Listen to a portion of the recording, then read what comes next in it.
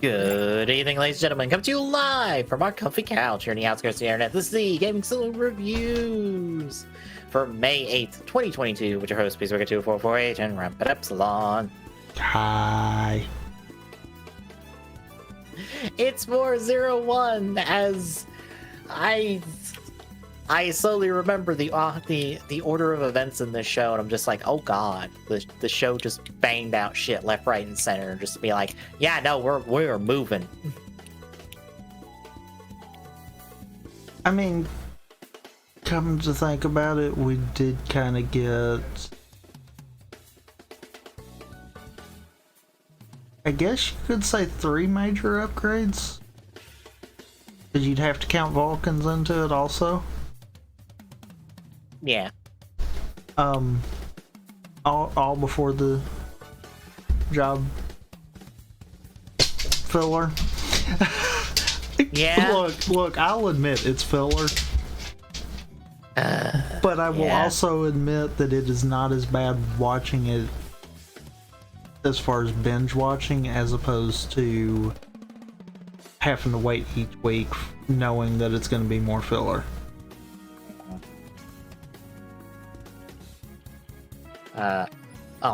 I found out something kind of related to a thing we will probably be watching on this show in the future, eventually. Maybe. Possibly. So, Fudo PI, that double anime that is coming out this year. I believe August is when it's currently slated to be released. Or when it's going to start releasing. Since Funimation is getting rolled in the Crunchyroll because it got bought out, and Funimation were the ones going to do the Fudo PI anime, and that's going to now be a part of Crunchyroll. Guess what Crunchyroll's free option is? What? Nothing. Apparently. Because used to, you'd have to, from it looks like, wait a week or so to watch the new episode. Which, you know what? That's kind of okay. But now they're apparently getting rid of that. And now if you want to watch a new episode, you have to buy their premium service, which is $10 a month.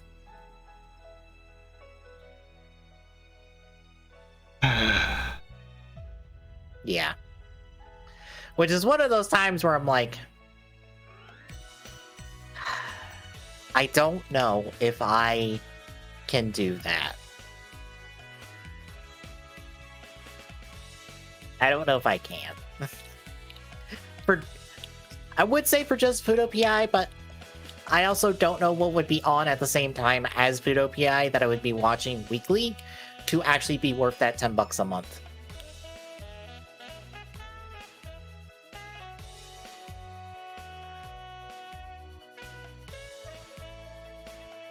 I don't know. I don't think it could. I'm sure. So, yar har me hardy har, I guess, for us. Yeah. Granted, I've also seen some people ask to be like, hey, do I need to watch the double show proper to watch this anime? And I'm like, I mean, probably. Probably. You don't have to watch the show, to be honest, because I've skimmed through the manga, and you know how the first couple episodes, Shotaro and Philip have that disagreement of sorts, and like Shotaro walks away without the double driver to go handle a case and stuff. Yeah. What if we did that at the same thing, kind of, not necessarily beat for beat, but the same idea as like the opening, like first 5 or 6 chapters of the manga? Because that's exactly how the manga starts, outside of Boop, because new girl, she is homeless, so she showers in this public fountain, therefore naked, therefore boob. Because look, when Ryder gets off television, they just decide, we got to put in like the nudity and the gore and the blood and all that. We've been held back because this had to be on television. Now that we're off television, we need to do whatever the fuck we want. I mean, they're not wrong. I mean, let's be fair. The only writer show that I feel like actually doubled down on the this is crap, people are dying, has been Gang. Yeah. Otherwise, usually it's everyone's good. I mean, until you get to the V cinemas, everyone, then but I feel weird with that question because I'm like, what do you mean do you have to watch the show? Like, do you have to watch the show because this is a sequel to Double? That's probably the question. Yeah. Because, like, you could probably end up watching this anime and not have watched the original show, because if the anime is written well enough, you will be told all relevant information. The only thing I might could see is it depends on how reliant they are on people just knowing some of the information. It seems like from the manga, from what I've skimmed through, they do a little recap of just like, this is the relevant information from the show you need to know, because otherwise it's a brand new story in the Double setting. Because they're like, this is Shotaro, this is Philip, this is Akiko, this is Teruri. You get to be introduced to these people because we have a new person here who has not met them. So everyone gets introduced to her and told who they are to her because she is the surrogate audience cast member here. I mean, if they stick with something like that, I don't think you would have to. Right. It would probably be better. Mm-hmm. But if they stick to something like that, I could see you not having. Yeah. Because it seems like more or less this is just Double and Gang are dealing with some people who are dealing with Gaia memory bullshit. Some new people are doing Gaia memory bullshit. That's it. That's the plot of Futopia, as far as I understand. Granted, they also have the fun thing of, we don't know how far away from the original show this takes place.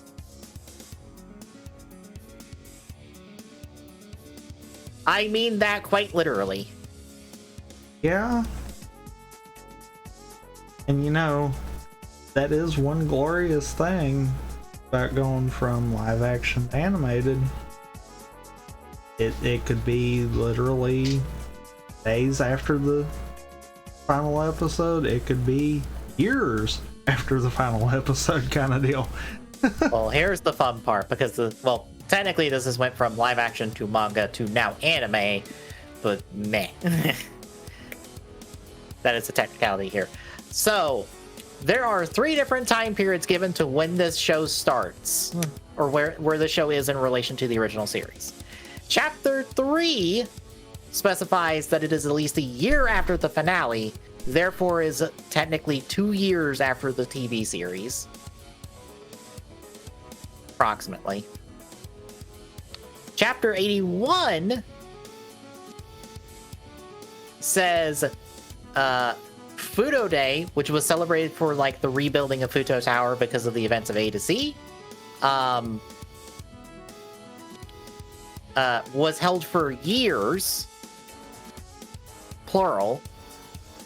But then chapter 104 says the Gaia memories have been around for at least 20 years, meaning that this chapter takes place at least 10 years after the series.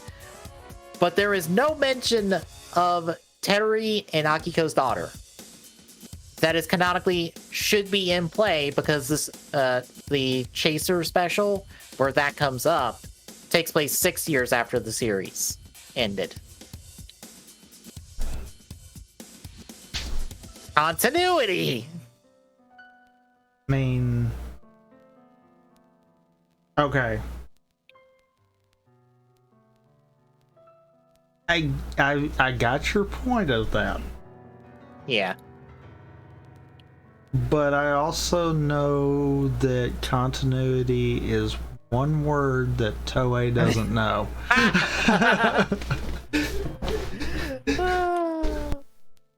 Yeah, I know.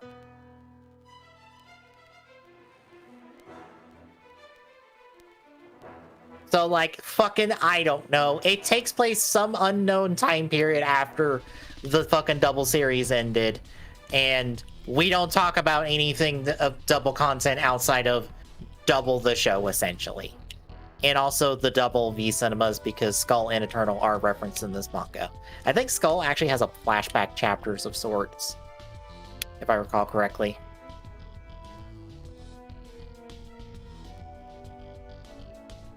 Maybe. I don't remember.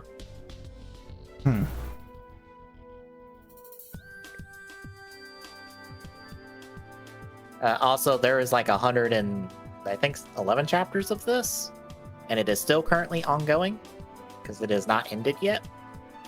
So I also don't know how much we are getting in the anime for a season 1. I think they said 12 episodes currently. I think I heard that somewhere, but I have not seen an official source for that. I've just heard someone say that. Which, I don't know. That could be a lot or a little of the manga adapted, because fucking it depends on how much they drag it out. Because I guess when Double first transforms in the manga. When? 5 chapters in. At the end of chapter 5.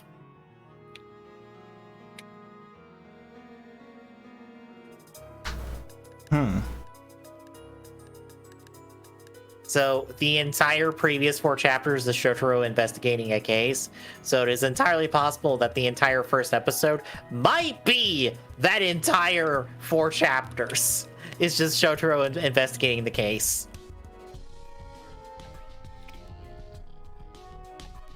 Or the entire episode might be those first 5 chapters. I don't know. Might be the first 5. Mm-hmm. It all depends.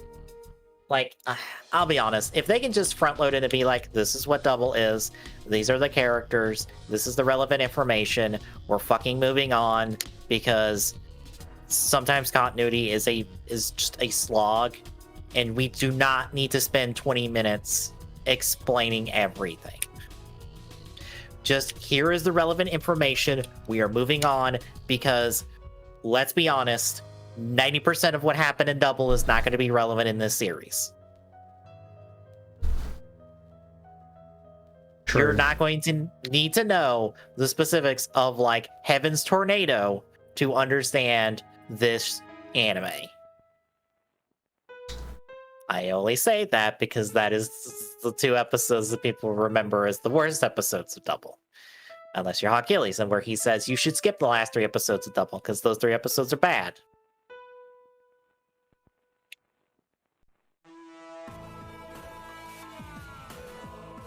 I believe the last 3 episodes is all the Utopia stuff in the epilogue.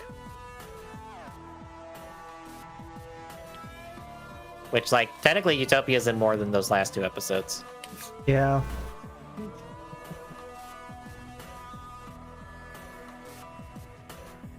I'd have to go back through and rewatch to see if I full on disagree with him. But I feel like I disagree with at least the last one. Yeah.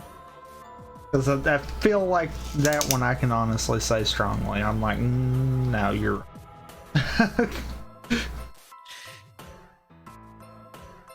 Yeah, I just... Look, sometimes I'm just like, people worry too much about continuity and worry about, oh, do I need to watch this? Do I need to watch that? I mean, if it's written well enough, no. But that's maybe the thing. Yeah. Because maybe, case in point, and this is really a big prime example here that we both can attest to. If you take Decade and Geo and compare them at their core, they both are the same show. Yeah. Which one works better? I'm not saying is better, but works better. The one that tries to say, oh, these are all alternate writers, or the ones that's like, no, this is actually the writers?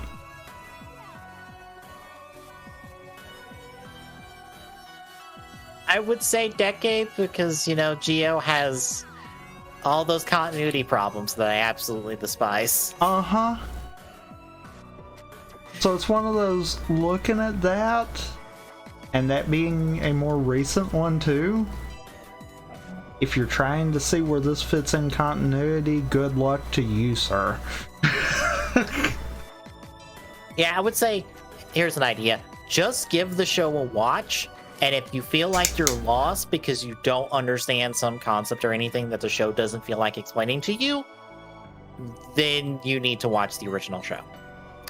If you don't feel like you are lost, then you don't need to watch the original show. You can choose to watch the original show. That will give you extra context and extra things in your viewing of this anime. You're right. But you are not beholden to watch this anime just because it's a sequel to the original series, because, again, not much of the original series, from my understanding, matters. I mean, remember, folks, Double was active for several months. Actually, no, wasn't it? It was like a year, right? Yeah, I think it was like a year before the show actually starts. Right. And you get exactly one scene showing how they became Double. And you get little to no context of what the hell that's happening in that scene. All the context in that scene comes in a fucking movie. Otherwise, you're told nothing. You have to follow along with Akiko as Shotaro has to explain everything to Akiko because Akito knows nothing. Or Akito, not Akito, Akiko knows nothing. Because that's how you deliver exposition at times with that. You give a character who should know nothing, and you have someone else explain to that character who knows nothing what the fuck's happening. And that seems to be the Double Manga's approach with New Girl. New Girl is here so that Shotaro, Philip, and the rest of the Double crew can explain to her what the fuck's going on. Because someone needs to vocalize those things.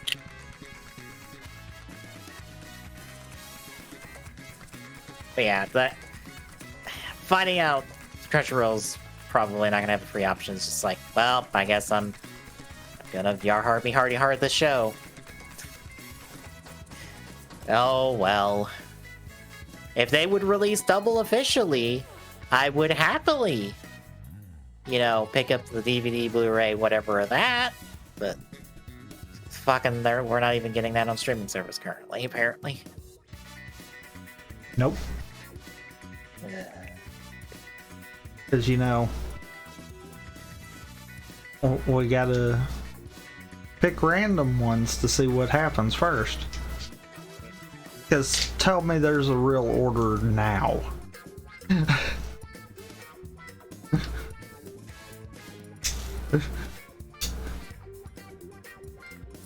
So yeah, let's get into 0-1 then for the week. It is 5 through 8 this week. Any thoughts before we get into the episodes themselves?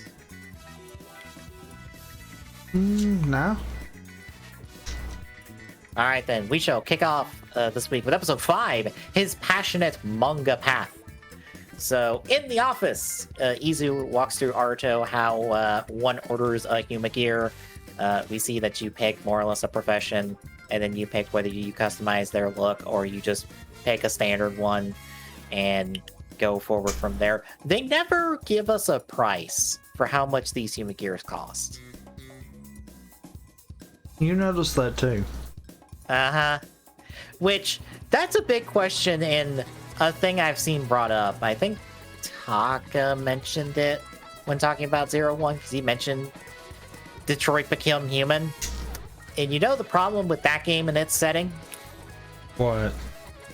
You have all these androids that are like taking over jobs and stuff and putting all these people out of business, and the unemployment rate in that game is like 96% or something. Some stupidly astronomical number, which, by the way, unemployment rates are technically a conservative estimate. So it would technically be higher. So that begs the question in that game, if the unemployment is that high, how the fuck is anyone affording these? I think there's a one-off line in that game that's like, oh, there's a loan thing for it, but I'm like, okay, where are people getting the hard cash up front to start with? Or paying for the loans on these? Or anything? But here, they don't really bring that up. They're just like, oh, these human gears they cost some amount of money, I guess, that isn't astronomical? Unless maybe with the human gears, it's more of a point of... Since for the most part we see them doing other jobs, maybe it's a case of Hidden gets like a percentage of what the human gear earns. Maybe it's something like that. Because I believe for all of the job stuff they do, they talk about contracts and stuff. So I assume for at least them, it is a contract of sorts. Because we don't. I'm trying to think if we see many human gears in a personal setting rather than in a professional setting. And I can't remember. Honestly, don't think we do. Yeah, because they are all working a job. Yeah. None of them are like a personal companion or a personal servant of some kind. Like, until late in the show, we don't ever see anything like that, really. Mm-hmm. Well, no, I take that back. We do see one in the second episode of that. At the very end. I think it was... No, the third episode, my bad. I got the episode 6. The voice actor, human gear. That's the second episode. And it is the second? Okay. Yeah, it's the second episode on that one. I was about to say, third episode is Coach Man. The replacement. Well, yeah.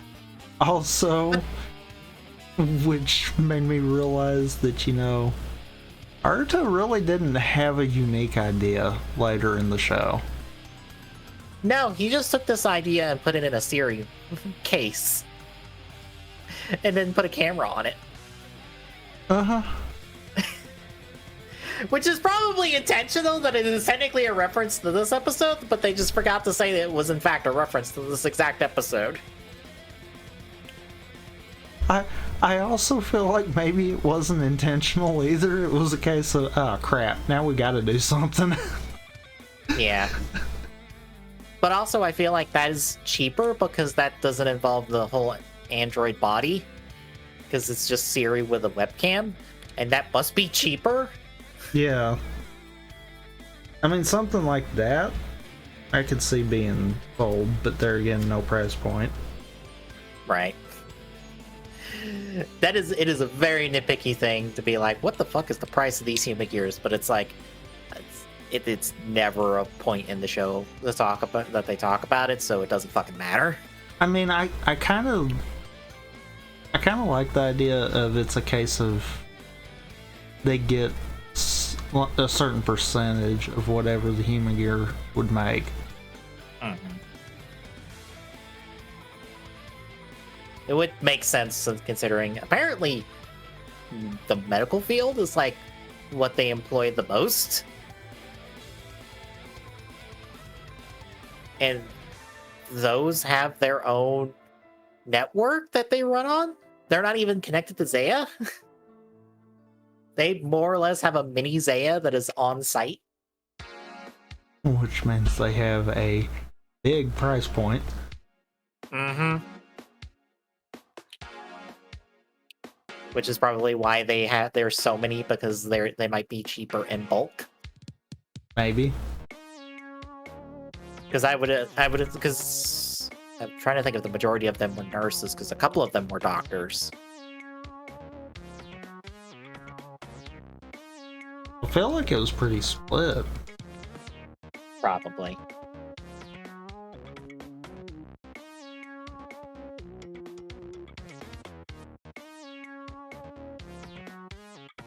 But hey, since we have jumped around to probably every episode, to just about every episode this week.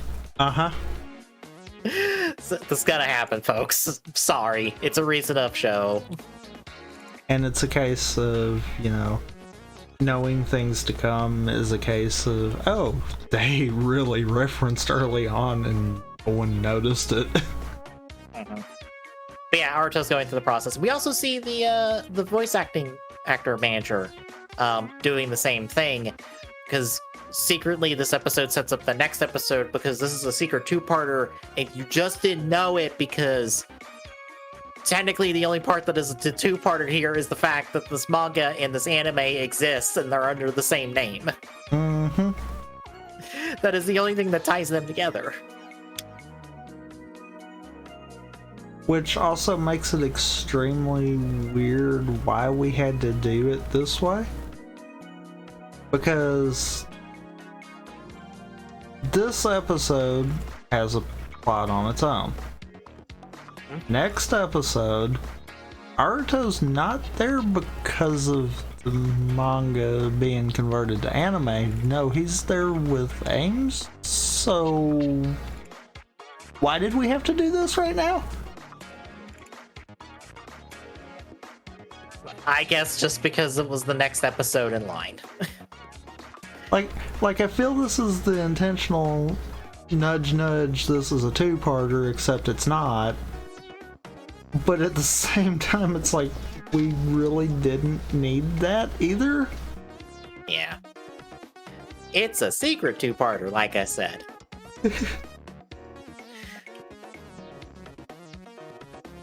But they go to this manga artist guy who's got a bunch of human gears employed to do all of the artwork for his manga.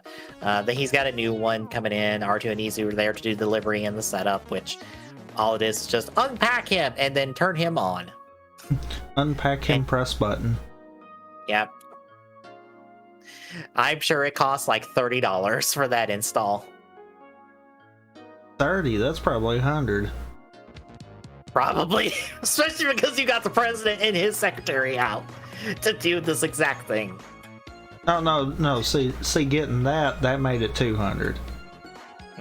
No, yeah. The less you've got to do, the higher the installation is. Oh, God.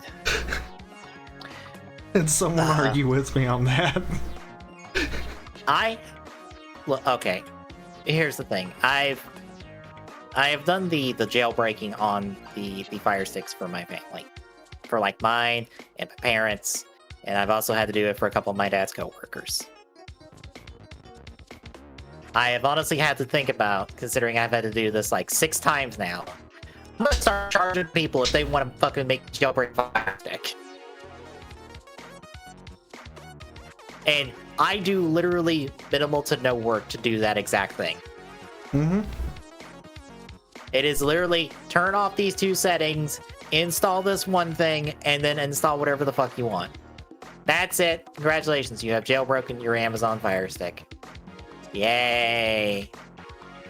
Like, even tech illiterate people could do this.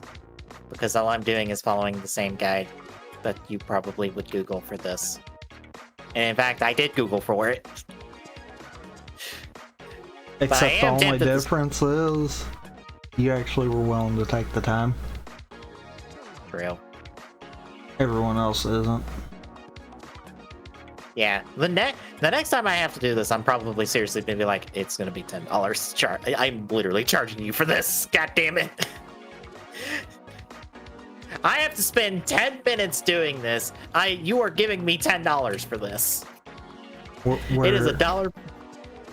The thing is, you took the initiative to figure out how to do it on your own, and most people won't, and it's the same kind of deal with homebrewing consoles. Yeah. It's not that hard especially when there's detailed documentation on it. Mm-hmm.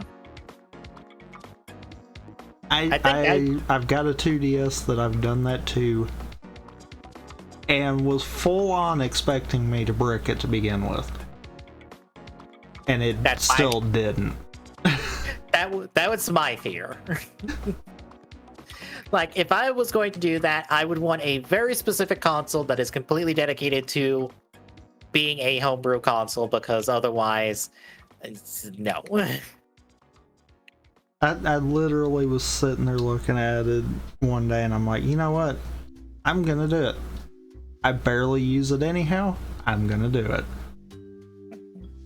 And yeah, easy. Anywho, back in the episode, we check in with the Mesmo Jinrai real quick. They're plotting to hack one of the Humagears. Also, Jin wants the progress key because he saw Haruhi transform and disintegrate that other Humagear from last week. Yeah. So now he wants to transform and disintegrate Humagears. Except they're his friends. Right. But Haruhi's like, focus on the mission. We're here to gather data from Setsumari's keys. We're here to antagonize our heroes, not anything else. Right. This gets us back to Arto. We find out that this manga artist guy that Arto is a fan of kind of mistreats his Humagears. He pretty much runs them ragged until they break, and then he's like, get a replacement. And Arto doesn't really care for that. It also upsets G-Pin, who's the main Humagear for this week, who will be the only Humagear going forward with this guy, and is also one of our Humagears that does return in series.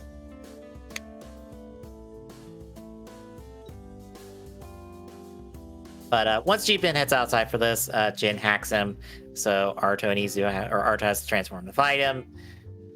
Fu eventually drops by, helps out, has to fight the extra ones that get hacked, which they showed less than what was in his office getting hacked, and they said that they all got hacked. Shh. That's one of those shh. Somebody forgot to count. I mean, there was only 3 other ones, right? Except there was like 5 sitting at the table. Yeah. Yaiba also stops by and goes like, "Hey Fua, test this shotgun for me. I hope it doesn't kill you." Which it don't. It just knocks him on his butt. Right, because again, that's Yaiba just treats Fua as their test monkey. I mean, fair.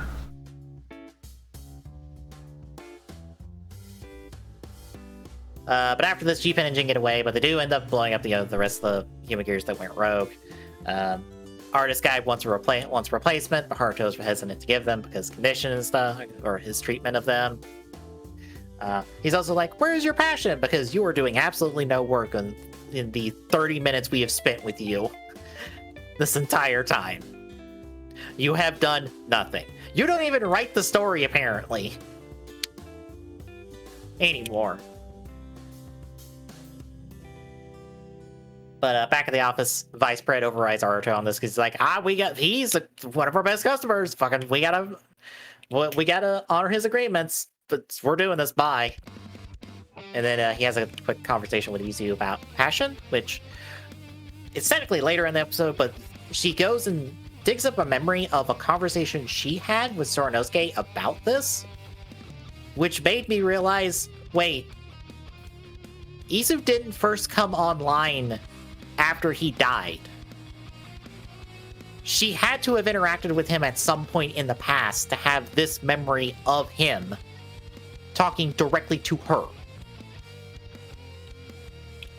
So she was technically his secretary at some point in the past. Which means she I took over. Think that's what was somewhat referenced in the Basel episodes. Yeah. I don't think it was made clear enough, kind of deal. Yeah. But if I'm not mistaken, I think it's a case of he put her in that mode before he passed, kind of deal. Which kind of leads credence to the fact that he just passed away of natural causes, because why would he put her in sleep mode and before he died? Unless he knew it was going to be coming, kind of deal. Yeah. Granted, that also makes me wonder, like... That then could also lead to, you know, Thea kind of is a step ahead of the arc a lot of times. Mm-hmm. So, could that have been a case of Zaya gave the warning? Probably. Meaning that it could have been a Magia that killed him? Like, his death is in that big open area there where it's like... It feels weird he would deactivate her until after he passed. And we know that's what he did. Mm-hmm. Because there's proof all the way around on that. Mm-hmm. But it feels weird if he just did it preemptively, because what would have happened if he lived longer than he meant to be? Yeah. So that's why I'm You know that comic series we're getting? Maybe they should answer this question. Yeah. What the fuck was Koronosuke's deal? There is a story here with Koronosuke that we never got in show, and we kind of could use it just to flesh out 01's plot.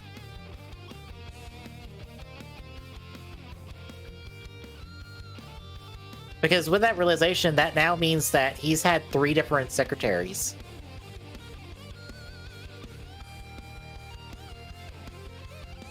I mean, yeah. Because, reminder folks, Rare Generations, up until the timeline change, is canon. Yeah. Up until the arc gets launched and gets blown up by Soren, that's canon. Which means Wills is canon. Which makes me think that Wills was originally his secretary, and then it went to Wazzle, and then when Wazzle decided, I'm going to go be a private detective, he's like, cool, I'm going to replace you with your sister then. And then came Izu.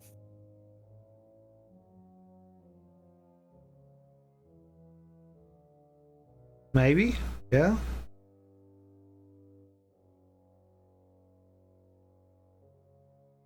But yeah, they just have this conversation about passion, and more or less Koronosuke is like, human gears are meant to assist and help. They are not meant to take over jobs.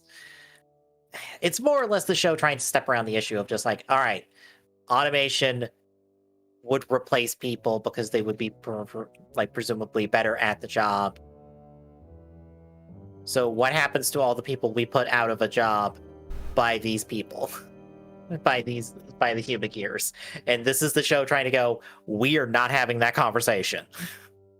That is not the point of this show. We are not having the conversation. Move on.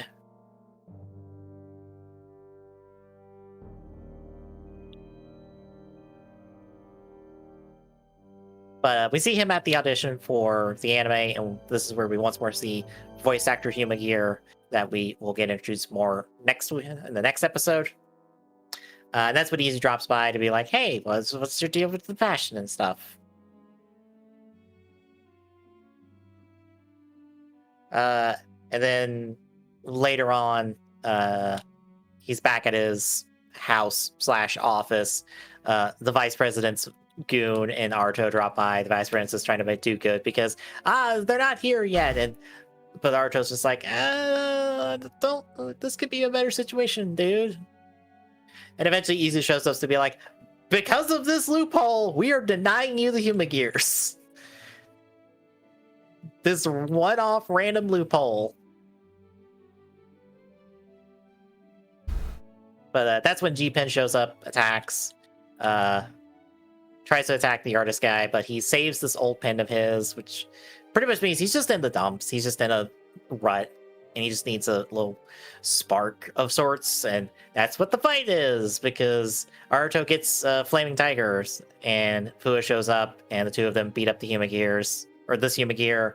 It goes kaboom. Guy gets inspired, does some art stuff, gives Aruto a signed picture, and he's like, I made a new character! And it's this characterization of Fua's fucking Kong form with a shotgun. Because of course it is, because it feels weirdly meta in hindsight, because people like Fua more than Aruto, I think. I feel like it.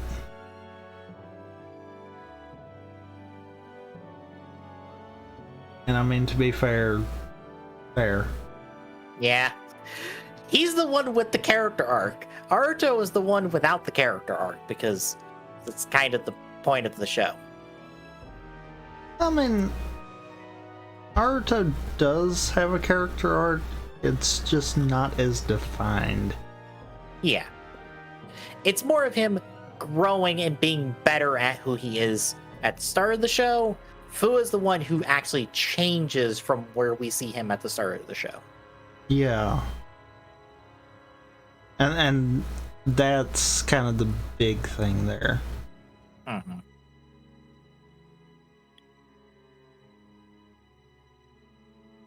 But we end the episode with Hirobi revealing to Jin that you're my son!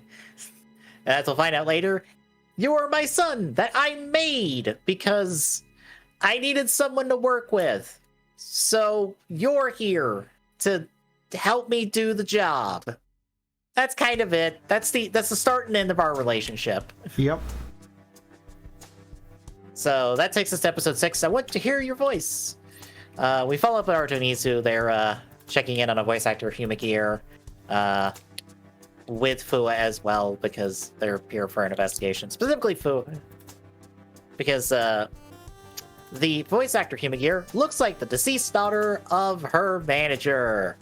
And that violates the big time law of you can't make Humagears of people without their permission.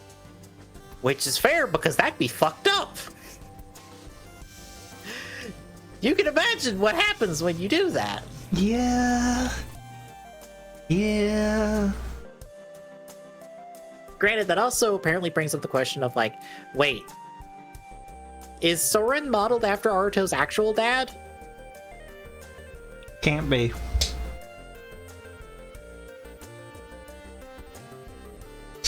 Because you have to think about it.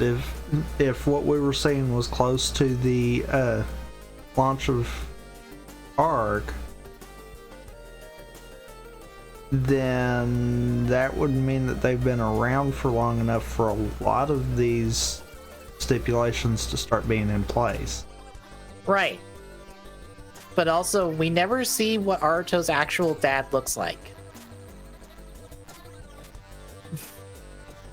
I mean, yeah. He just said Soren is he just said that his grandfather built him a new dad, essentially. He didn't say he built him a dad that looked like his old dad. He just said he built him a new dad. Because his old one died. Or I think both his parents died. They never specify how his parents died, I think, but I don't think so. His parents died, and he's just like, well, I'm gonna give you a dad to help look after you. What's really weird is did they ever actually state that his mom died? Because I feel like they never did. I don't think they did. I feel like we only know that his dad died. Yay! One of those times where we're gonna state the status of the one parent, but not the second parent, because the second parent is not relevant in the conversation. I would assume she is presumed dead as well. I would assume so. Like, if not before daybreak, probably after. I mean, just saying. But meanwhile, Jin does the Googles on Search, the search engine. It is literally Search, the search engine. Yes. That is That is the most generic search engine Google thing I've ever seen. I mean,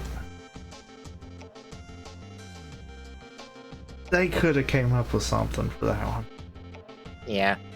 We kind of have, 2 satellites that they could have used their name. Yeah. He looks up what a sun is, and then Haru's like, this is what a sun is, and we move on. Back to the guy. He tries to deflect Fu's questions because he's like, this guy looks exactly like your daughter. Here's a picture of her. It looks exactly like her. What the fuck, sir? And he's like, you speak nonsense. I have no idea what you're talking about. But they get interrupted by Jin with a hacked human gear who's attacking them. And this is the first time I believe we get a repeat Magia, because we get a repeat of the Bat Magia. Yep. Which, because of the repeat Bat Magia in this episode, makes me realize a thing with the key situation we'll talk about here in a second. Of like, wait. But it attacks. Fu and Naruto fight it. The voice actor gets injured, and Jin tries to hack her, but the manager's like, don't hurt my daughter. And Jin's like, oh, wait. Father-daughter relationship. I maybe don't want to trounce on that. Oh no. And so they get away. The Magia makes off with the Flying Falcon key from Naruto.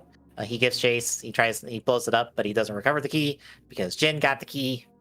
Which, like I said, this is a repeat Magia that is using another, I forget the Bat Zetsumarais key. But it's a different Bat Zetsumarais key because the Zetsumarais keys remain cracked after they're used in the Zetsumarizer. We see that with Mr. Assassin here in a little bit, that his key remains cracked all the time when he uses it. But this one is not cracked, which means it's a second Bat key. Which means they can have multiple Zetsumarais keys of the same type. Yeah, they only need singularity data from one key. Mm-hmm. And I say that, and I'm sure someone's like, wait, what? You'll know by the end of this.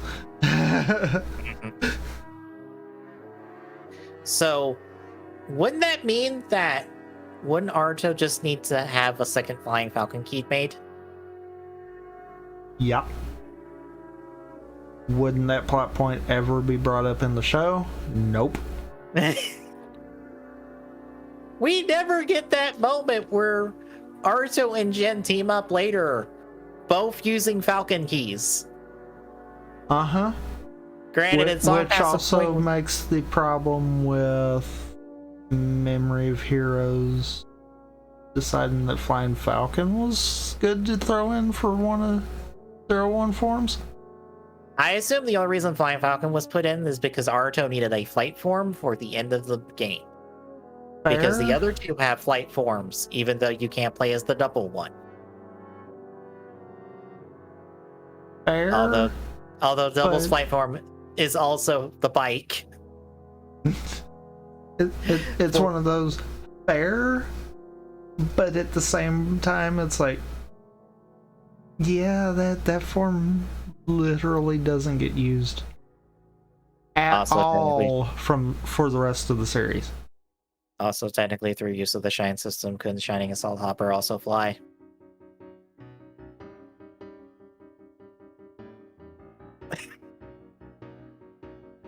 And that was early enough in the show for them to have actually tried that in the game.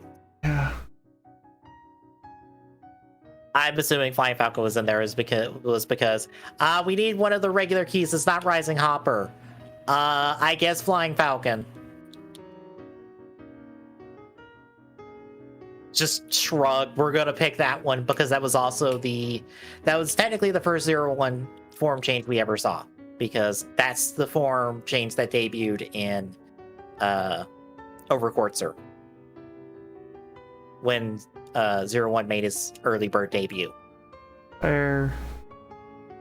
I see what you did there also. I didn't mean that as a pun, but yeah. But yeah, it's technically special in that respect, so I guess it gets to be in the game. I still kind of feel like it would have been neat down the road for them to have done like a DLC to add the other forms. I would like to have them to have made a second game. I mean, that at too, some point. But would you really have wanted to have one with Saber? Yes, because it would have had Forzane Wizard.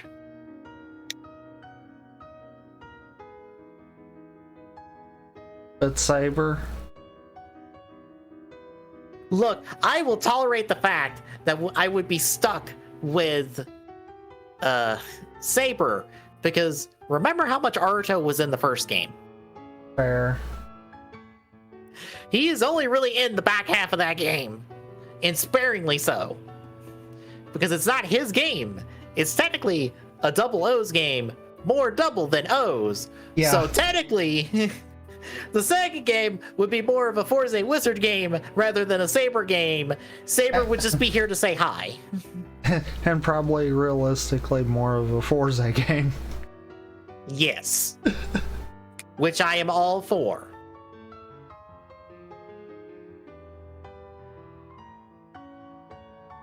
But back in the episode, we check in with Yaiba. She gets a new key from Guy. That's the Lightning Horn key, because here is your upgrade, your one and only upgrade for the entire rest of the show. I hope you have fun. Unless you can't use an array driver. Yeah, we'll talk about that. And to that, then I have to question why you count that. And also her key in from the V Cinema, just in general, but we'll get there. Yeah. Oh, God. Yaiba just gets shit on in the show. I'm sorry. I feel like that's why I kind of like what Revice is doing with Sakura. Yeah? Because it's like, yeah, after seeing how crappy they did Yaiba, yep. It feels better. and then what they did with Sabella, because I know what they did to Sabella, and oh god, it's worse than Yaiba. Somehow they screwed it up worse than Yaiba. This is April O'Neil with Channel 16. And all because of one character that didn't need to exist in the show. And I stand on that hill. I don't care. Fight me. Quickly vanished along with the entire statue. Police have cordoned off the area and they're awaiting response. Yeah, she has that.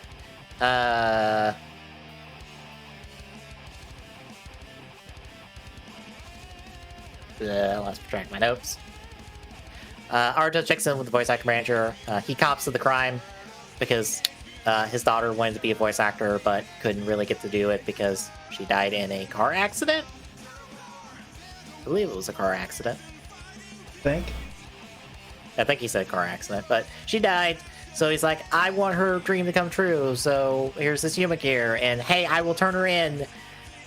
He says tomorrow, but then it gets later changed to 3 days, which feels like a oops in the script.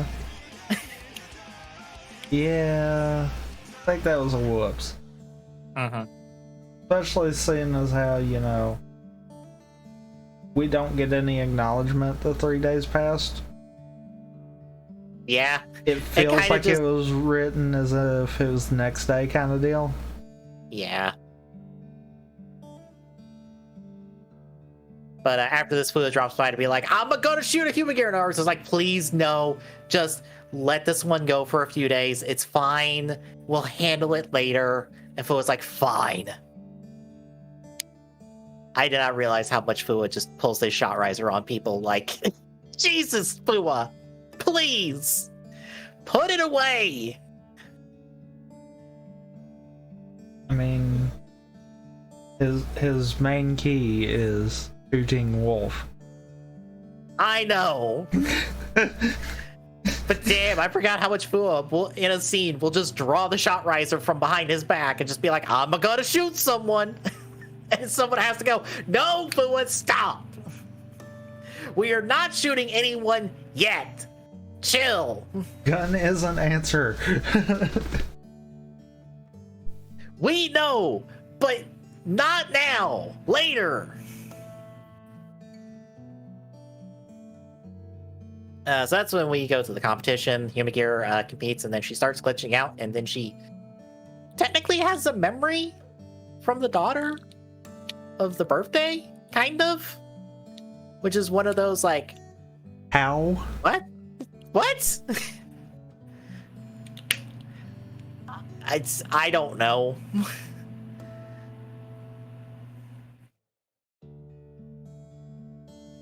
But she starts glitching out and like calling the manager dad and stuff, and he freaks out. And then Jen, who's been watching all the time from this balcony and plain fucking view of everyone on stage, just shoots his gun to clear the crowd. Like, guys, did you not see Jen standing in this balcony in clear view of you all of you? Anyone who's on that stage can see him. Anyone. Did y'all not think he's suspicious looking? Especially the two people who know who he is. Yeah.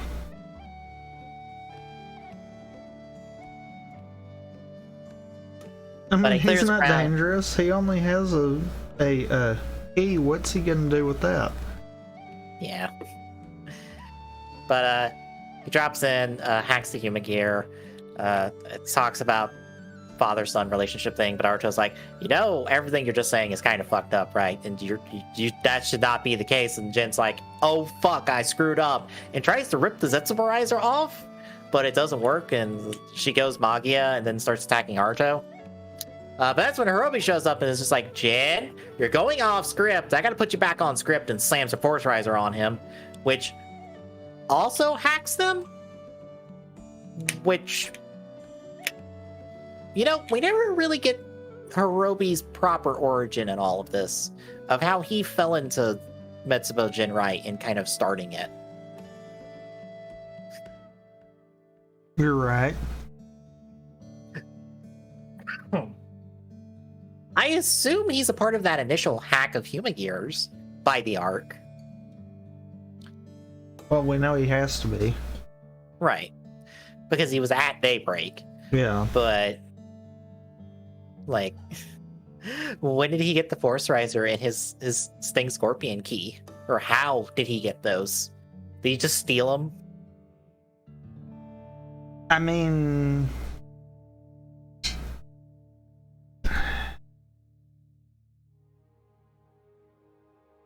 to be fair, if we're looking at all the canon stuff, they did exist in Daybreak, so yeah, maybe that was something that the Ark could remake.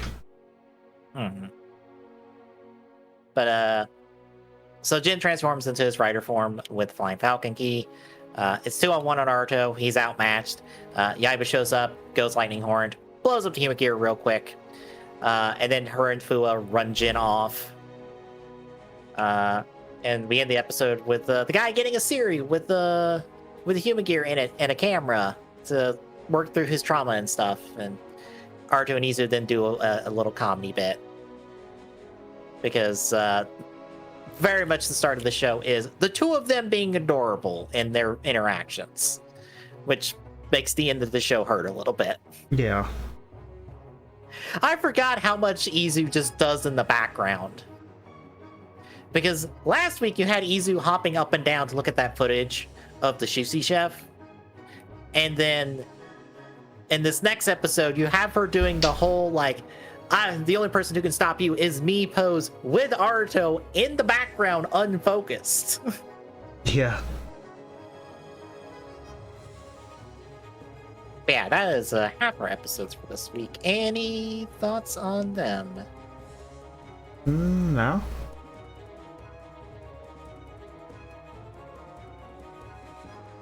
Yeah, good episodes. Yeah. It's good episodes at the start of 01. Yay. So we'll hit our second half then with episode 7. I am a hot-blooded Humagear teacher. So we're at a local school. I'm going to say middle school, but I don't remember what the terminology is for the school systems in Japan. I don't either. I feel like I should as someone who plays the Persona games, but I don't. I feel like middle school and high school are combined into one, like, school system. Like, technically a middle school and a high school would be the same school. I think. But I don't remember. But they're here because an order has come in to reset a Humagear, and it is a coach Humagear for a basketball team that is being shut down. And the teacher's like, they keep going over their allotted time, and he keeps calling them by their numbers and stuff, and you need to reset him because, like, clearly there's something wrong with him. Also, the bombs keep complaining at me, and they scare me, and I would like them to stop yelling at me.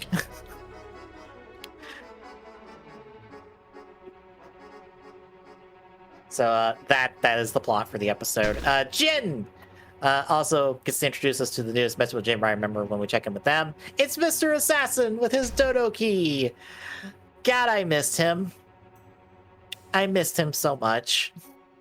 I did too. I missed all 4 of them. Granted, him showing up makes me go, God, they replaced you with someone who got to do so much less in this show. Because Ikazuchi gets to do nothing. But he gets to be the dodo rider. Whereas Mr. Assassin gets to do so much for so long. That's why I call him the .NET of Metsubo Jinrai, since it's technically MetsuboJinrai.net. Since he is Mr. Assassin. And they all have to have some part of the name in their names. Sometimes blatantly so.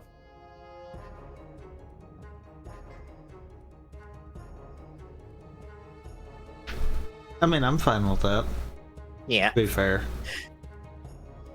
Look, Jin buried his key in honor, even though he turns heel later. He is a part of this team.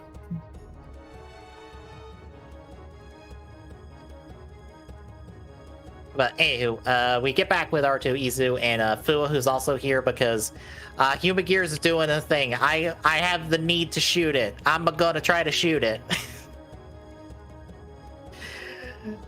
We find out the team actually loves the coach. They love working hard because, you know, they're trying to win a tournament and stuff.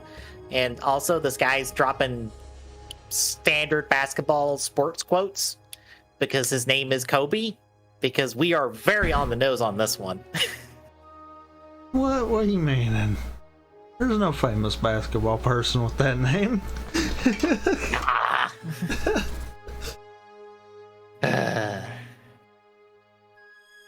Yeah, they're trying to win a local championship, so that's why they're putting in all this time and effort.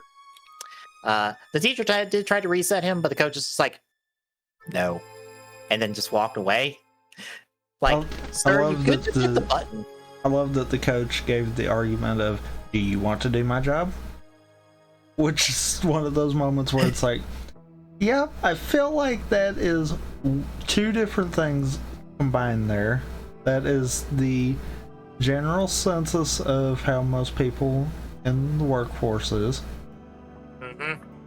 And 2, I feel like that might be one of those little subtle nods to the thing that comes up later in this episode.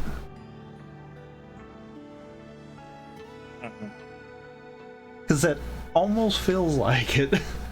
Yeah. But yeah, since the teacher couldn't do it, it's up to Aruto and Izu. Meanwhile, Yaiba ends up confronting Jin in Mr. Assassin. And she ends up slamming the freezing bear key in the Zetsuma Riser, which actually freezes Mr. Assassin, which... that is the only time they ever use anything that isn't a Zetsuma Rise key in the Zetsuma Riser. So... they're not designed to handle these progress keys, so it backfires. Which makes me wonder what they would all do in those, then? Like, what would the non-elemental ones do in the Zetsubo Risers as a backfire? What would Falcon do in it? I know! Would they turn into a jet engine and go flying in the air? I mean, I would like to see that because that is some Looney Tunes ass shit. Yep.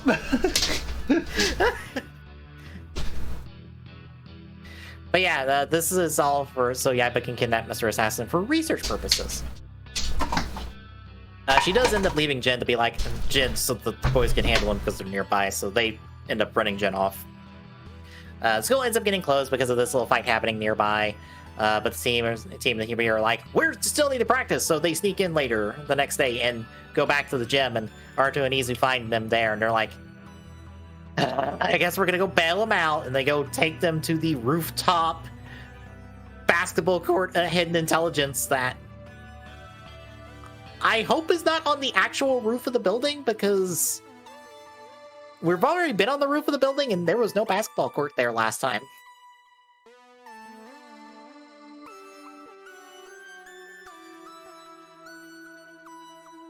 I assume that this is on a different rooftop. I would hope.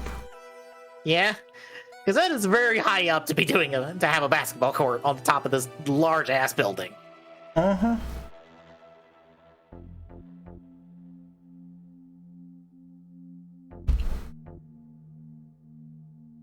But this is when we get to talk to one of the players. We find out this is more or less the last hurrah for the club because a bunch of them are going to leave, and it's going to have the club disbanded. So they're like, we're going to go out with that championship win. So Arto's like, I'm not going to reset the human gear. Let them compete. But the teacher's like, if they lose, you got to reset the human gear. And Arto's hesitant, but then the human gear, who's apparently been listening to this conversation outside like the teacher office, just comes in and is like, challenge accepted. Okay. So we go to the game. They do the game. They unfortunately fall a point short and lose. Aww. But as they're leaving, the coach still is just like, we can still win a championship. And he like throws a ball super hard at the main player we've been following.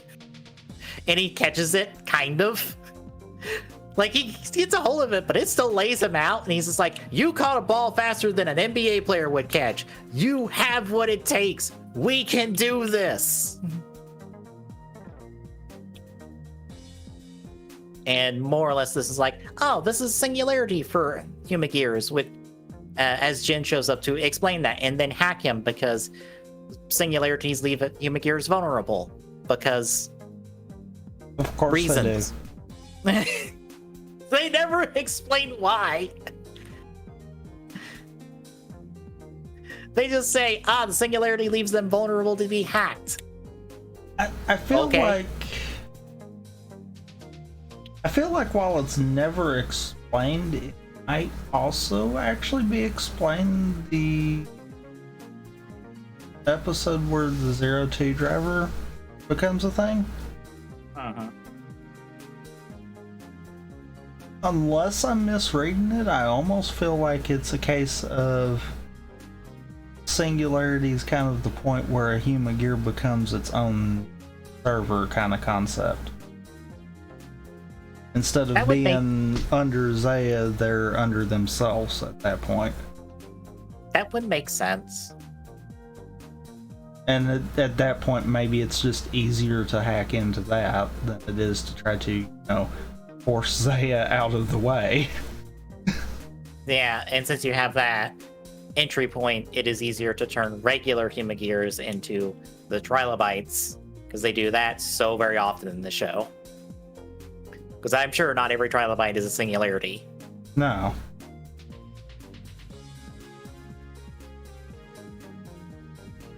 But that's kind of the thought I kind of got out of the 02 arc kind of deal. It's like maybe that's the mentality they expected everyone to get. It would have been nice if they explained that a little bit better. Yeah. But he gets hacked. He starts attacking. Arto and Fua transform. They fight it. Along with an arriving Mr. Assassin. And that's when Yaiba shows up being like, hey, I got a key for you. Go use it to go take out the human gear. I'm going to go help Fua since he stole your sword. Because again, cute moment. Izu shows up with the sword. Fua yoinks it. Arto goes back to grab the sword, and he's just like, it's a. He took it. I don't. What do you want me to do? He just took it. I'm not fighting him over it. Yeah, that's one of those. He has a driver. I won't until the movie. And the only reason I do is to borrow it is to save you from doing something very stupid.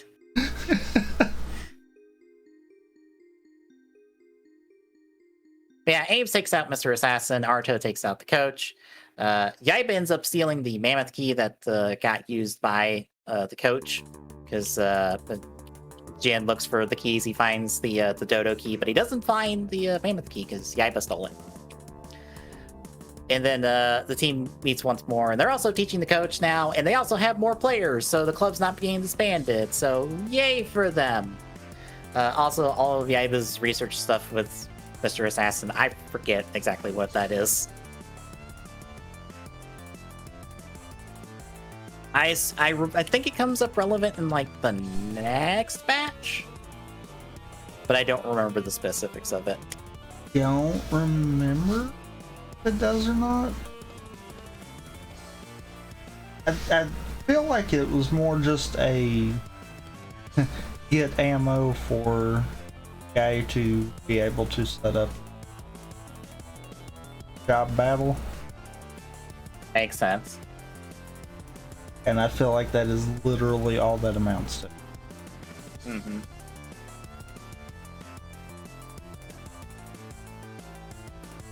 But that ends off that episode, which takes us to our final episode for the week, episode 8, The Destruction Begins Now. Aruto is off having his yearly physical, because that's just the thing you do. And we find out that medical Humagears are on their own little local network servers, so they can't be hacked by normal means. Because Mr. Assassin sneaks in, tries to hack one of the Humagears, and it fails, and he's just like, where's the transformation? There's supposed to be a transformation. I are confused as I stand here in this lobby very suspiciously.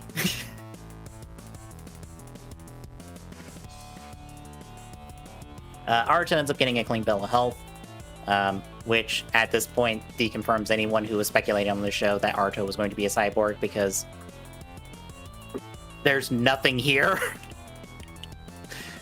to hint at that. All of the hints for anything is with Fua, because duh. They kept hinting that there's something was up with Fua the entire show. Y'all just kept missing it and kept thinking it was supposed to be Aruto.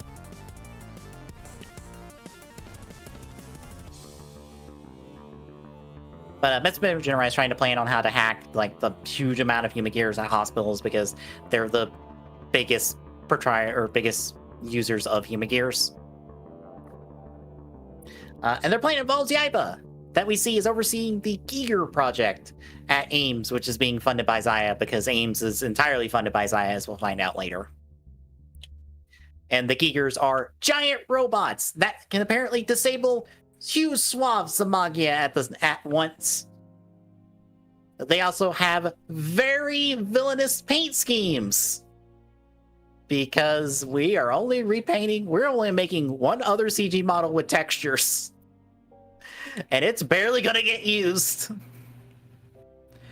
I think the Gigers actually show up more than Breaking Mammoth. I think so.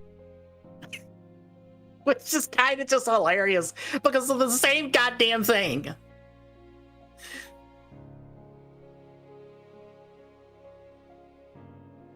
I know they do.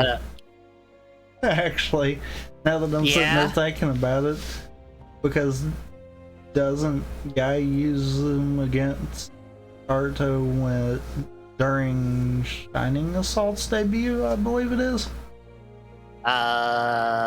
One of those. It is sometime later in the show. They showed up again. And I was like, this means they show up more than Breaking Mammoth. Uh-huh. I don't know how that works. They're the same model. They're literally the same model with a different texture package on them.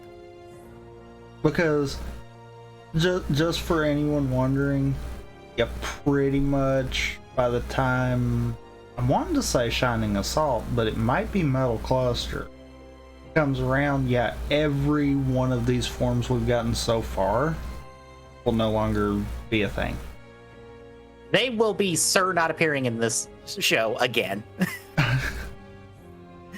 I'm thinking Shining Assault might have been that turning point, but it could have been Metal Cluster that actually happened. I think Shining Assault is, because the only time I remember something older showing up past then was the one-off time Shining Hopper got to show up. Otherwise, it was more or less Shining Assault and Metal Hopper for most of the middle portion of the show. Yeah. If it was not Rising Hopper to start with. Yeah. It super leans on that whole, yeah, we got rid of all the form changes and toy gimmicks at the beginning. Now we're just focusing on the show. Yeah. You need to know base form, upgrade 2, and then final form. And that's it. And through anyone that says realizing Hopper's final form, I don't count that. Yeah.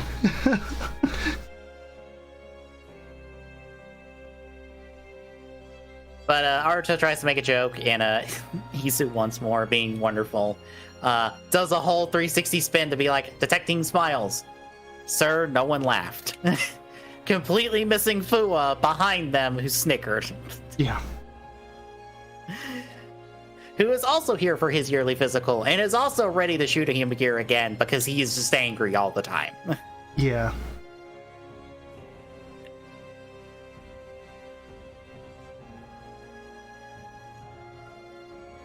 But that's when we cut over to Ames. We're met with Jinrai attacks. Yaiba tries to defend them, but they pretty much break in and get past her.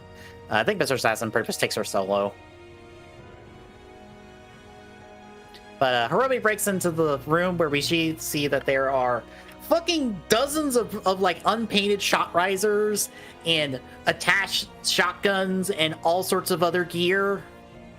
Meaning, literally, we could have had a shot riser trooper because of all the shot risers that are here, and we never got that. I mean, it's easy to make the equipment. It's hard to make the keys. Right. I mean, literally, honestly, the Raid Riser doesn't need to exist. They could have all just been shot risers.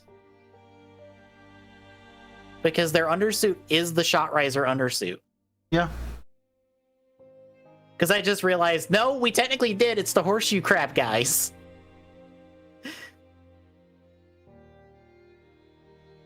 But yeah, could have easily been shot riser gains. Yeah, we did not need the Raid Riser. That was another belt for no reason. Mm-hmm. But Hiromi manages to steal some attached weapons. Ends up injuring Yaiba. Her arm's in the sling for the rest of the episode. Because she took an arrow to the arm. Yep. Quite literally. But seemingly the Geigers are okay, on that one. She gets checked out later by the nurse we've been focusing on the whole episode. And the nurse actually oversteps her position to be like, hey, we should check you out for this. And Fu, we should check you out and check out your brain real quick. Which they don't do. Because we find out that she's reaching singularity and it's like, we should probably check her out. And Arjun and Izu take her to the office, have her checked out in the lab. Nothing's wrong. That's when Fu and Yaiba show up and see the lab part of the office for the first time. And I love that Fu just looks around suspiciously at all this as Archer tries to dissuade him, and Yaiba's just like, this is fine. I kind of expected this because she's also seen this before.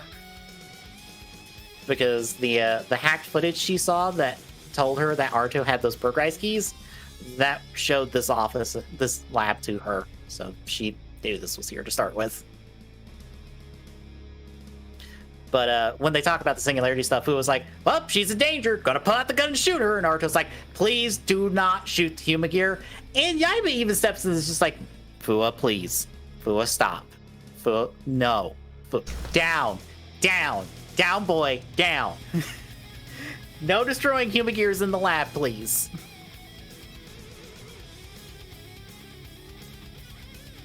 But they end up heading back to the hospital because it's getting attacked by Metsuo Jinrai. And that's when we find out that Hiromi and Jin are actually Humagears. They just have their modules ripped off. which is why they always wear headgear, because we ain't got the budget to CGI the cracked part of their heads that show the internals. Every episode. Until we go, we need a new generation of human gears that don't have these headphones, because I guess they might just be uncomfortable to wear for long periods of shoots. I mean, that and, you know, Bluetooth headphones look so much better. Yeah, the just the little, like, earpiece that it replaces them.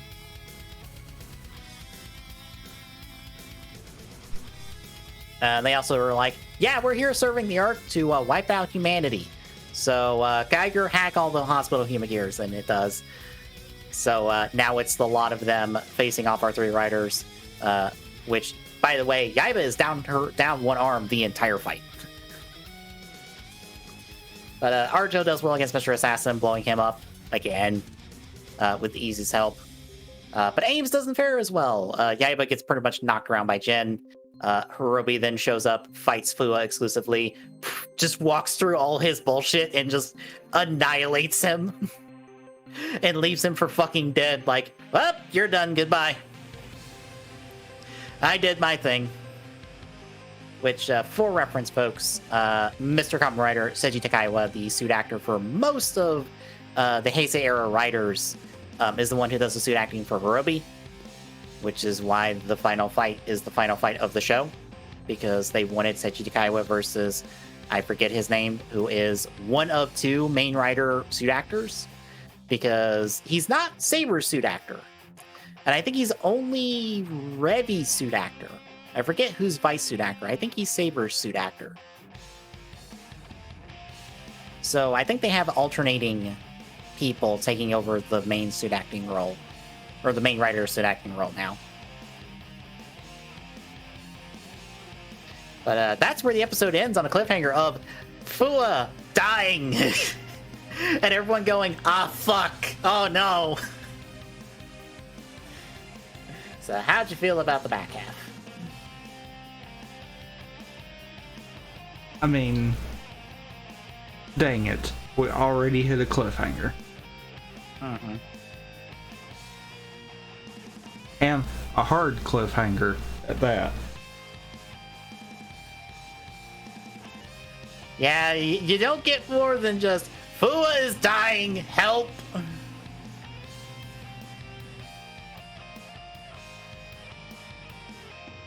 I mean, from the way it looks like he could actually just be dead. Kind of deal. Yeah.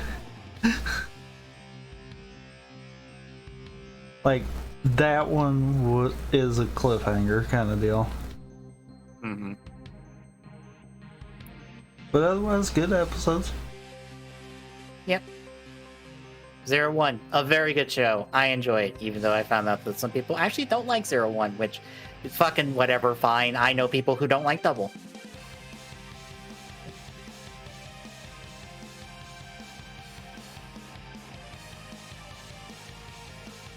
I mean, As strange as that sounds. I mean, to be fair, we're in the minority of not liking Kabuto, so Yeah. fair. Knowing that is officially a hot take, I'm just like, yeah. Yeah, I even found out that a reviewer that used to do Toku reviews, because I was waiting for him to do a review of Kabuto, but he's since retired because of reasons. He was going to do a Hibiki and Kabuto reviews, and had a Hibiki once written before he retired. He talked about the Kabuto one in a Lupin the Third review he did this past weekend. That was written by Shoji Yonemura. You know, one of the writers we don't like. Because he's part of the writing on Kabuto alongside Inoue. Because it's a double dose of writers we don't like for that show.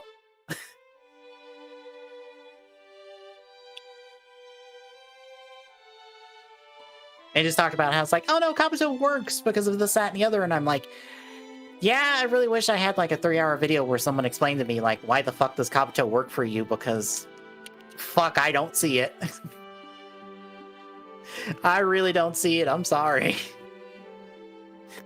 God, this show sucks.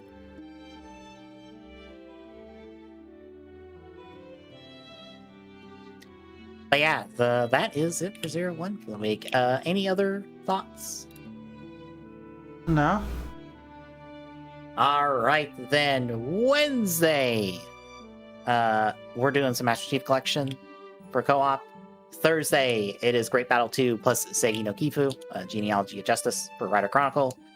And Saturday, it is Halo 3 Acrophobia. Yeah. And next week, we continue with 01. And you get to find out if Fua is dead or not. Don't worry, he's not dead. Not yet. Yeah. I started to say that, and then I was like, I don't know if I want to, and then you said it, so I'm like, okay. Look, I'm putting it fucking out there. We're gonna put those V cinemas on blast when we get to them. Yeah. I'm not gonna sit here and pretend we won't. I'm gonna be easy on the first one, I have a feeling. Yeah. Because I did kind of enjoy the first one. Which, by the way, again, we're in the minority apparently on those two V cinemas, because everyone I've listened to says they like them, and I'm like, I don't know if I like a V cinema that kills off 90% of the brighter cast for I reasons. don't like the second one for the one thing that they did. Yeah. The other four, I'm fine with. Yeah. They can come back. They have come back from... The one is no, that is it. You done goofed. Hmm. Because I saw this mentioned on Twitter about, like, it's okay to have deaths and stuff because it's consequences. And I'm like, yes, but also you need to be very careful with introducing death in your series, because once you introduce death, you bet your ass you better not walk back from it in any in very specific ways, because otherwise you've removed the meaning of that. Yeah. And unfortunately, 01 removed the meaning of that for the Human Gears, because they have walked back every Human Gears death since episode goddamn 1. Yeah. I'm sorry.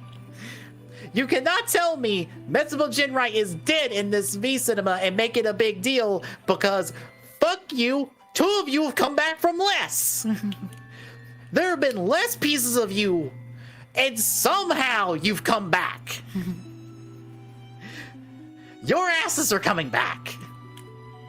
And considering Fua's popularity in 01, you bet your ass they will find a way to bring him back. There is no way in hell they won't walk back his death somehow, in some way, to get him back. But that's the problem. There's not a way.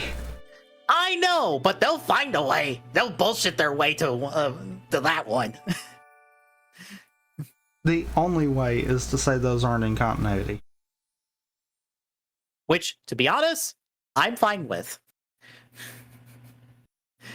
They continue the shit on Yaiba. Metsubo Jinrai just got to be Metsubo Jinrai again, instead of doing something else with their characters, especially 2 of them, one of which got to do nothing in series, and the other one honestly was in a better position to do more interesting things, but they decided, nah, we're gonna do all that off screen.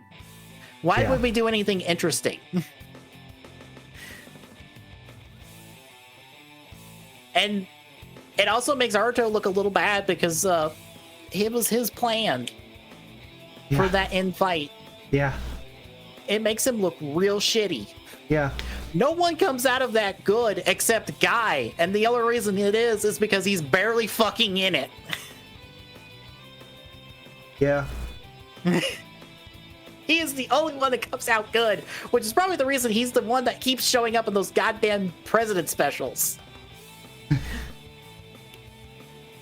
Because he's the only one we haven't utterly destroyed yet, character-wise. Fair. Anywho, folks, like I said, 01 next week. So, if you like what you're seeing, folks, drop a follow. We appreciate it. Chipping away at that affiliate goal. At TGSN on Twitter gets you updates when we go live. Exclamation point Discord and chat. Get you this link. Drop by, say hi. See you Wednesday, folks.